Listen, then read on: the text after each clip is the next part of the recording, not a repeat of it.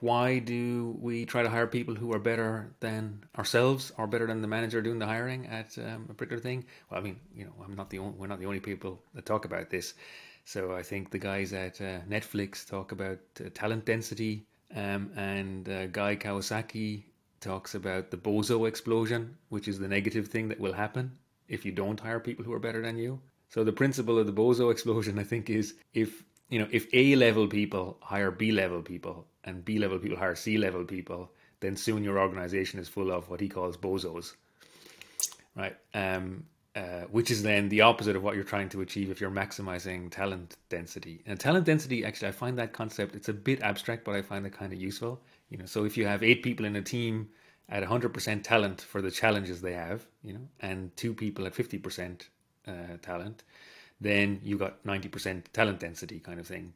And it sounds okay, but the two people who are doing the job of one person that one person could be doing, it's not just that it's costing you a little bit more money, it actually drags down the entire culture and the entire team, and it's unfair to all the people, because of course the really good people will will stand up and step onto the plate and do what's necessary for the others. So I find it rather unfair if you haven't got high talent density across the whole team as well. And in a startup, it's really important. In a large organization, obviously, you can absorb these kinds of things. So, okay, easier said than done. Lots of people talk about it. But how do you go about implementing it? So a lot of startups are competing with huge companies. I mean, we're in Berlin for a lot of our team, but we're also spread out around the rest of the world in, Brazil and the USA and elsewhere, UK. And in most of those markets, there are startup tech hubs. They are competing with essentially Silicon Valley funded companies or Silicon Valley companies directly. And people get worried, well, how will we get the talent? Like in Berlin, you've got Google and whatnot here, and everybody else moving as well.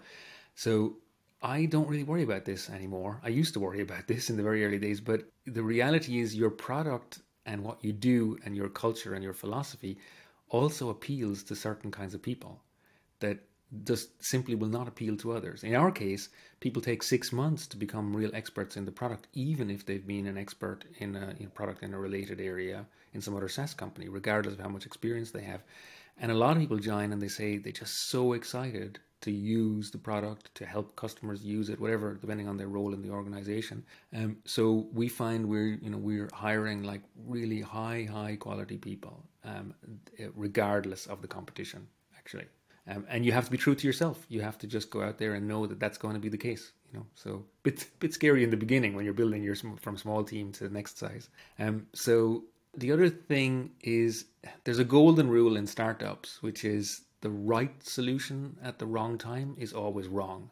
So it doesn't mean you go and hire VPs of everything who've spent the last 10 years at the biggest SaaS companies you've ever heard of. That's not going to help you because you might not have the budget for that, etc. And that might seem obvious. But in the early days in a startup, you often have people who join who are coming from a different field, So to give you an example, our head of product development, like technical product development, is Will Connor. And Will Connor joined us about 5 years ago as a intern marketing operations assistant. Will has a degree in philosophy from Cambridge, and had never touched a technical product in his life, except he had an affinity for it. And he moved through the organization from that intern position in marketing to be head of product development. Now, I come from a product development background originally. That's was my career track from academia and then that.